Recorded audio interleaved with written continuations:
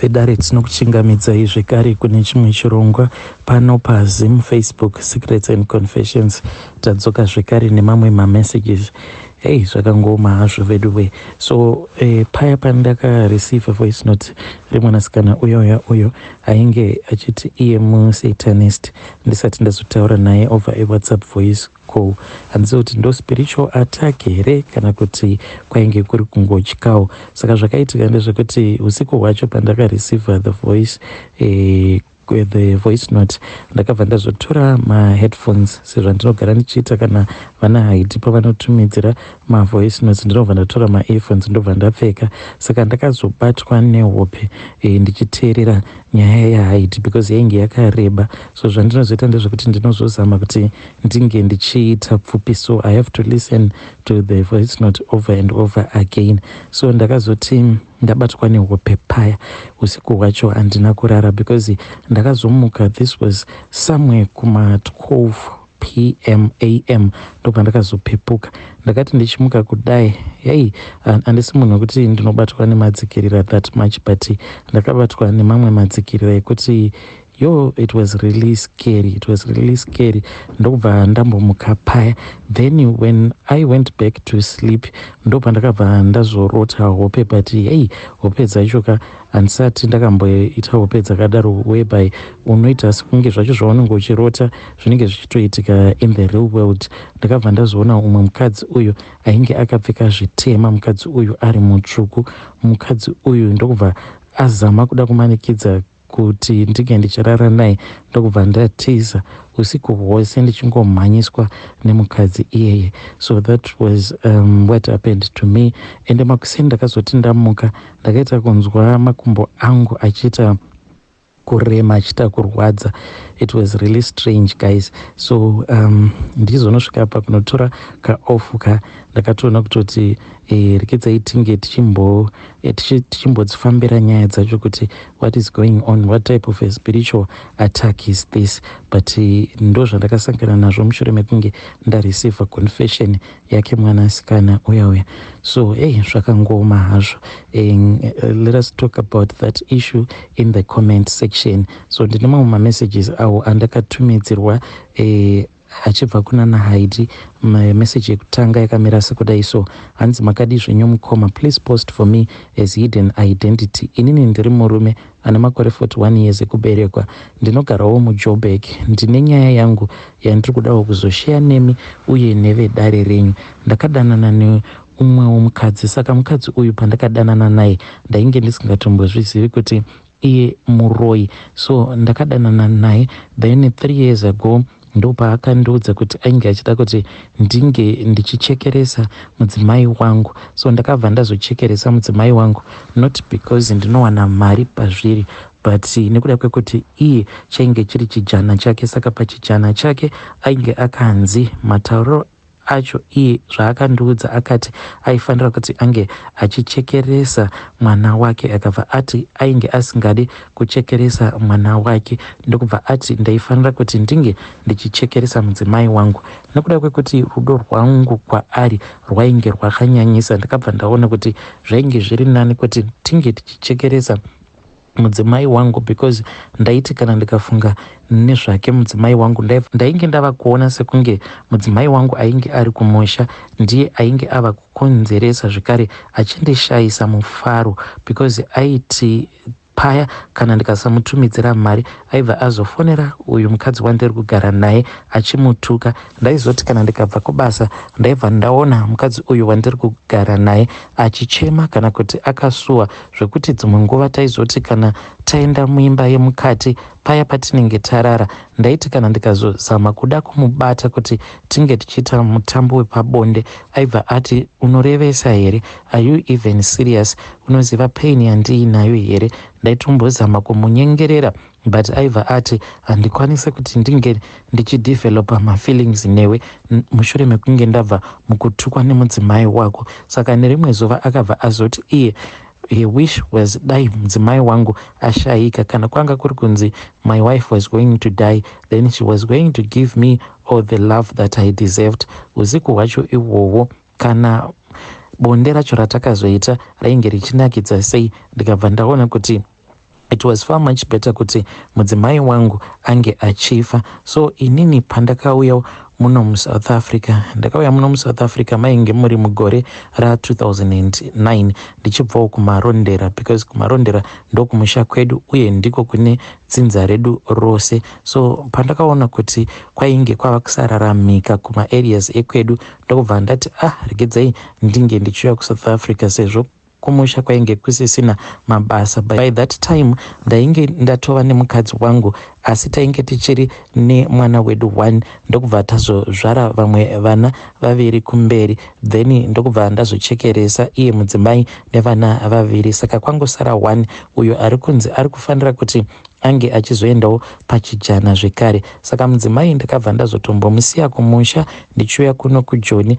nekuti ndainge ndichida kutanga ndambowana basa zvekare nepekugara pakanaka. Ndichiti kana ndikangowana pekugara pakanaka ndinobva ndaita kuti mudzimai wangu ange achiuyawo kuno kuJoni. Mukomana acho pandakasvika muSouth Africa ndakasvikira kumba kwasekuru, hanzvadzi yaamai vemukadzi wangu, ndivo vainge vanditsvakira basa paconstruction company. Ndakaita 2 years ndichishanda ndichiunganidza mari yangu, nekuti ndainge ndaona kuti mabasa ekudhiraivha magonyeti ndiwo ainge achibhadhara zvainge zviri nani, nekuti pacho pandainge ndichishanda, sezvo ndainge ndisina kana basa randainge ndichimboziva, mari yandainge ndichipiwa yainge iri shomanana. Saka ndakazodzokera kumusha. Pandakadzokera kumusha mainge muri mugore ra2012 ndainge ndaunganidza mari, ndakabva ndazotora license rangu ndikabva ndagadzirisa mapepa ainge achidiwa kuti munhu ange achiwana basawo rekudhiraivhawo muno muSouth Africa. Saka ndakabva ndazoita lucky mukomanashi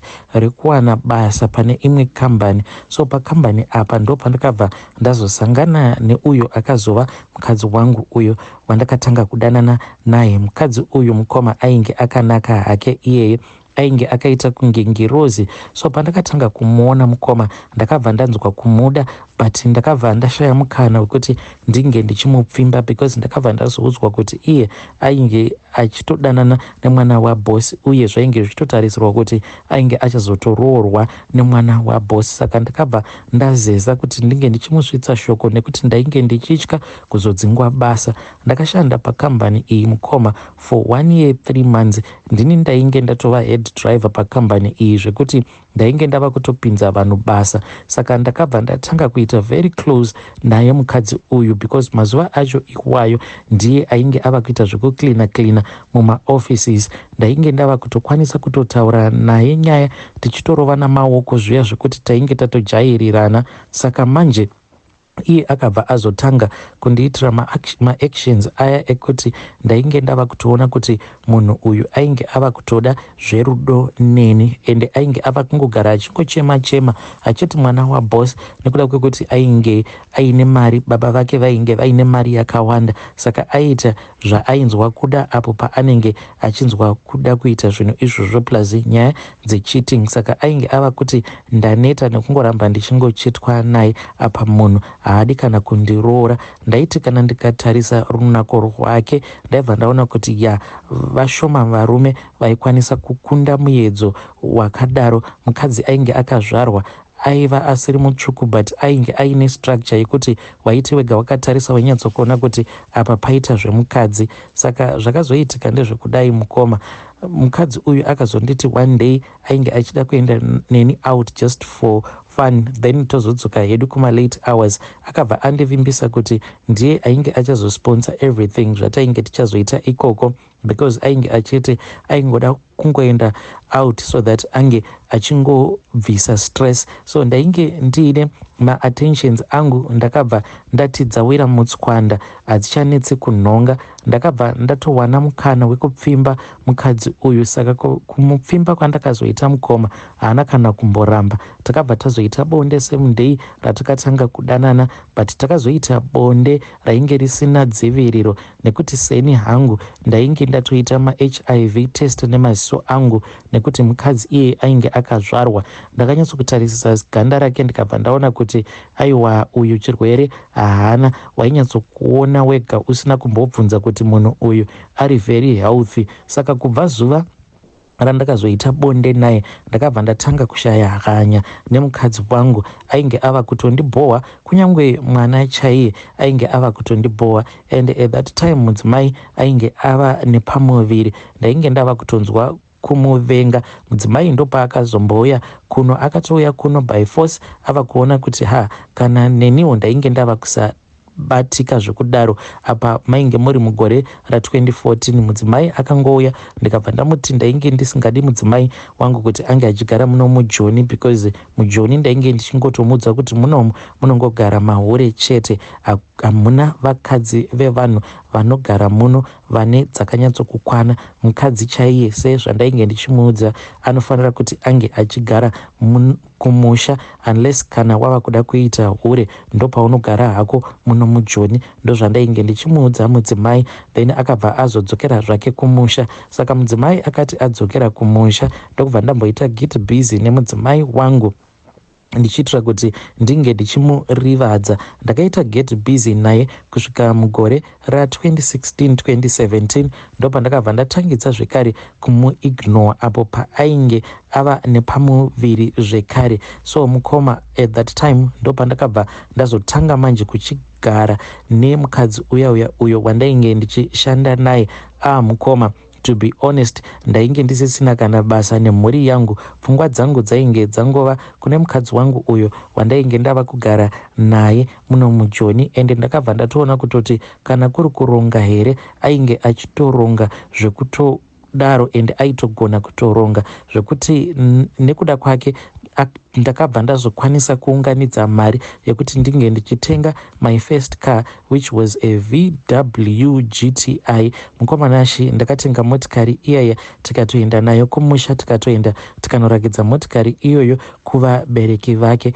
Zvino mukoma zvakazoitika ndezvekuti mudzimai wangu akabva azofind out kuti ndainge ndava neumwe mukadzi wandainge ndava kugara naye, because mwoyo wangu ndakati ndiri kumusha wakabva wazorwadza. Ndokubva ndazoti rekedzai ndinge ndichienda ndichinowonawo mhuri yangu, because iye mukadzi uyu kwaanobva kwavo kumasvingo. Saka ndakabva ndazongomurobha ndikabva ndazoti ndikuda kumboenda kunoona vana sekuru. Saka iye akangoti as long as vana sekuru ava vachigara pedo nekuno, aiwa enda zvako. Ende ainge asingadi kuti ndinge ndichizodarikira ndichienda kumarondera, but mukoma ndakabva ndazoita zvivindi, ndokubva ndazodarikira ndikabva ndazoenda kumarondera. Ndakapfuura nemuHarare ndichitenga magroceries awo andainge ndichida kunopa mudzimai wangu nevana. So mukomanashi ndakazoti ndava kumba, mudzimai wangu ndopa akabva azoona kuti mumotikari mainge muine imwe foni. Apa foni iyi yainge iri yemukadzi uyu wandinogara naye, chainge chakangoita chimbudzi. Apa mainge mutori nemamessages angu. Saka tikabva tatanga kunetsana nemudzimai.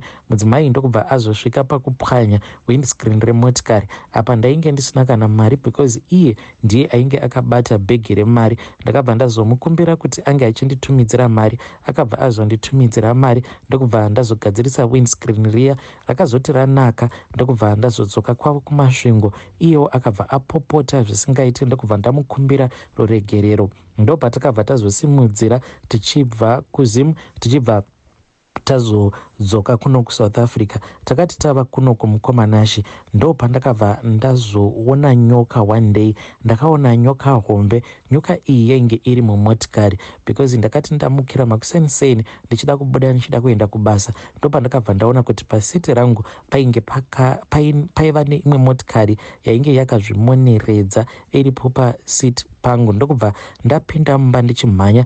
Ndakabva ndazodzokera mumba, ndainge ndichida imwe tsvimbo yangu iyo yandainge ndichida kuti ndinge ndichizoishandisa pakurova nyoka. Saka iye akabva amukawo. Ini ndakatozviudza kuti ainge achitoda kutondibatsira. Saka takazoti tava panze, ndava kuda kuenda kunonokera vavakidzani kuti vange vachindibatsira sezvo ndichitya nyoka.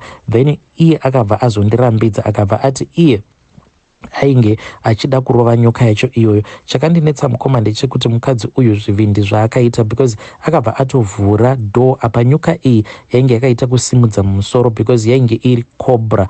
Mukoma yainge yakatofutisa pahuro apa, but haana kana kumborakidza kuvhunduka.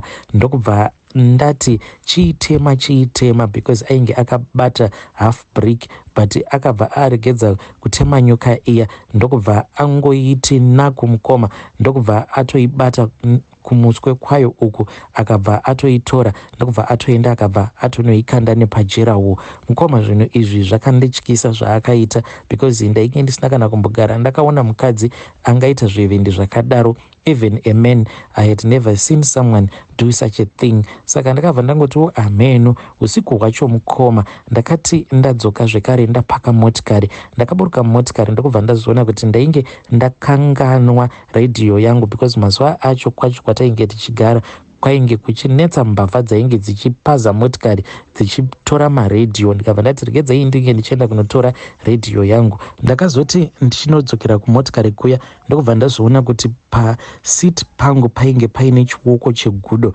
chainge chiripo. Ndikabva ndati regedzai ndinge ndichienda kunobvunza munhu uyu. Then ndakazoti ndapinda mumba ndikatoona kuti chiso chake chainge chatoshanduka.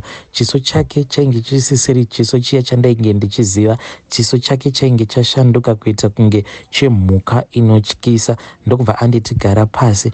Ndakarohwa nehana ndikabva ndati pano kuti kana ndichida kurarama ndinofanira kuti ndinge ndichitevedzera zvose izvo zvaari kuda kuti ndinge ndichizoita. Ndokubva ndazogara pasi. Ndopaakabva azondiudza iye achiti iye ainge ari muroyi. Akabva ati uri kufanira kuti unge uchizvinzwisisa nekuti iwe kunyange pandakafind out kuti une mukadzi ndakazvinzwisisa. Saka handizivi kuti ndakazoshandisirwa mushonga here or what happened because ndakabva ndazongogamuchira ndikabva ndati it is fine. Inini naye ndokubva tatoita bonde kudaro akatobatwa neshavi rake rehuroyi because iye akati handichade kuti ndinge ndichivanza shavi iri kwauri iwe murume wangu. Ndokubva azonditi this is the reason as to why ainge akarambana nemwana waboss. Saka mukoma inini nemudzimai wangu titori nemazuva ekutoti anotoshanduka mushure mekunge shavi rake kana ramubata tobva tatosika bonde redu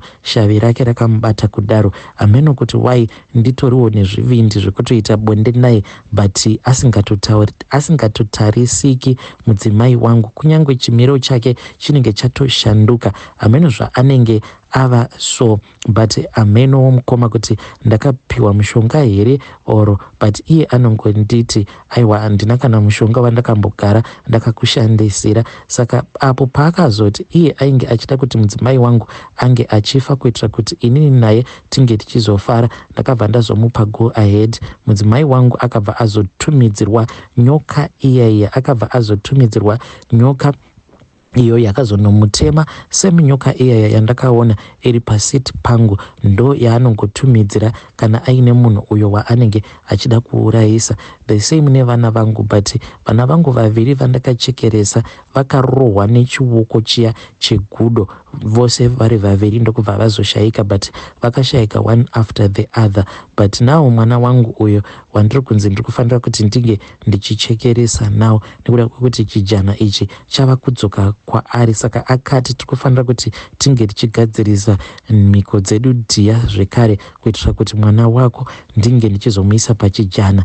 Iye manje vake vana mukoma ndaitarisirawo kuti sezvo inini ndakarasikirwa nemudzimai wangu nevana vangu vaviri iye achandinzwirawo tsitsi obva ati aiwa ndava kuisawo vana vanguwo pachijana. But iye manje akatongonditi tiri kufanira kuti tinge tichipedzisa vana vako. Mukoma inini handisi muroyi, handina kana zuva rekuti ndinoti ndinombopepuka ndiri kumakuva. Komanashi zvose zvandakaita kumashure ndichichekeresa mudzimai wangu ndaifungidzira kuti ndakangwara but now I have come to realize kuti I was just a fool and I regret kuparadza mhuri yangu kwandakaita nekuda kwerudo. Ndinokumbirawo kuti vedare renyu vange vachindibatsirawo kune avo vanokwanisa kundinamatirawo but in secret mudzimai wangu asingazvizivi. Aiwa mukoma munokwanisa kupiwa mafoni numbers evanhu ivavo ndobva ndazotaura navo. Mazuva ano pane kumwe kuchechi uko kwandiri kupota ndichienda but zvandinotongoita ndezvekuti ndinotobuda nemabhodhoro angu edoro ndobva ndati ndiri kuenda kutavern then ndinozoti kana ndava munzira paya ndinobva ndazodarika ndichibatisa mabhodhoro aya patavern, then ndobva ndamhanya ndobva ndaenda kuchechi, but handikwanisa kuti ndinge ndichigaramo muchechi muya kwenguva refu. Ndinowanzo kugara at least 1 hour kana kuti 1 hour 30 minutes ndobva ndazodzoka. Zvinondirwadza kuti ndichibva kuchechi ndinobva ndananga kutavern straight ndichiitira kuti pandinozodzoka kumba ndizodzoka kumba ndakadhakwa. Saka iye haatombosuspect kuti pose pandinobuda ndichiti ndiri kuenda kunonwa doro ndinotombodarika nekuchechi because ndinodzoka ndakadhakwa. Ndo upenyu hwacho hwandava kurarama. Handichakwanisa kurarama a normal life because ndichibva kubasa ndinofanira kutoti ndinge ndichitombonwa black at least court 1 kuitira kuti ndinge ndichiva sober because uroyi hwake anotohuita openly. Dzimwe nguva unokwanisa kutomubvunza kuti kunyama iyo maitenga kupi, obva ati nyama iyi ndakatobva kunoitora kuchivhu kuswera zuro riya ndopandakabva kunotora nyama iyi kuchivhu. Saka unobva watoziva kuti nyama iyi inyama yemunhu inenge ichitochekwa, imwe yacho inotogara mufriji. But iye sekutaura kwake anoti nyama iyi kana kuri kunzi mukapinda muyenzi iye haakwanise kuiona nyama iyoyo, inokukwanisa kuonekwa nini naye, ende inini akandivhura maso angu. Hey, vedare ndo message iyo yandakatumidzirwa ichibva kuna mukoma vedu.